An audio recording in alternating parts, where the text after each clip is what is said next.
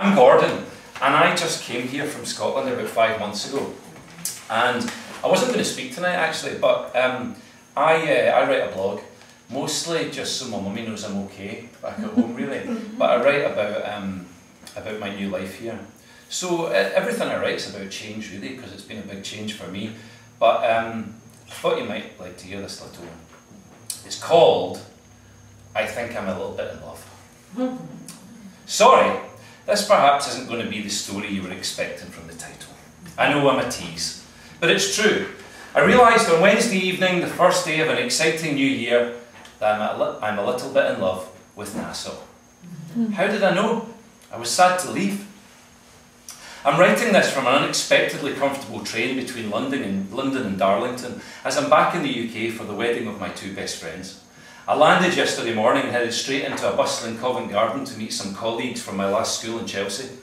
The bubbles were already freely flowing when I arrived, and it was lovely to see so many of them again and hear how things are going back at the school I probably invested more of myself in than any other in my career. It's so strange to hear about life going on without you. Not to sound morbid, but the only thing that has ever scared me about death, the death that lies waiting in my future, is that I'll miss things. Space voyages, advancements in physics and technology, soccer World Cups. But now I realise it's already happening, all the time. I'm missing out on seeing how that wonderful school I played my part in setting up is developing. This weekend, I'll be best man at the wedding.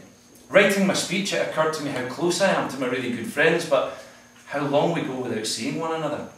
We always pick it right up, and of course, Facebook helps. But I still fantasise about us all living on the same street, meeting unplanned in the same bar. It came very close to happening for a beautiful few months in Greenwich, London in 2009, but then we all scattered further apart than before.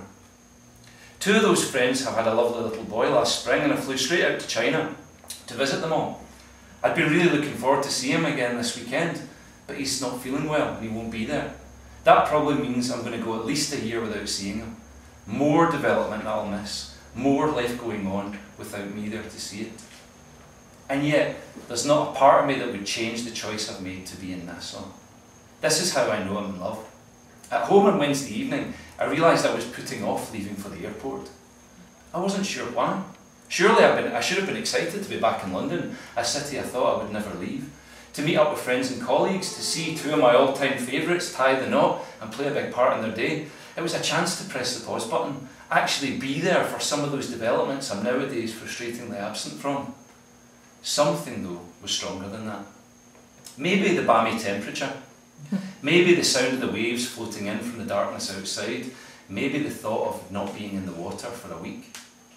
There are less traditionally romantic attractions to be found in my new home too, though. The potholes.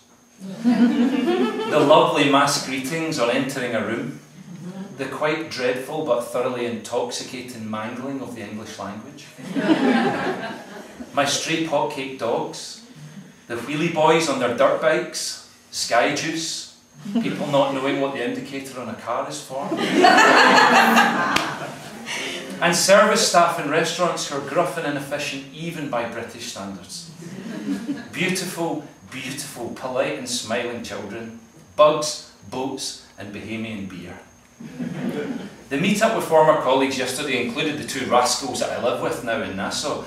I was struck by how great it was to see them after a couple of weeks, not just because I'd missed them, but because they were a connection to the island which is fast beginning to feel like home.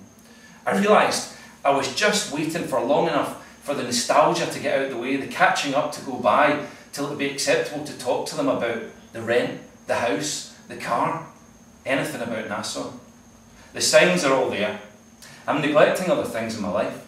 I never want to leave, and it's on my mind now while I'm away. I can't imagine a future that doesn't have us together. I've even been motivated to write poetry again. This phase of love, what de Bernier calls the temporary madness, is unsettling. But I hope it lasts. I have high hopes for us.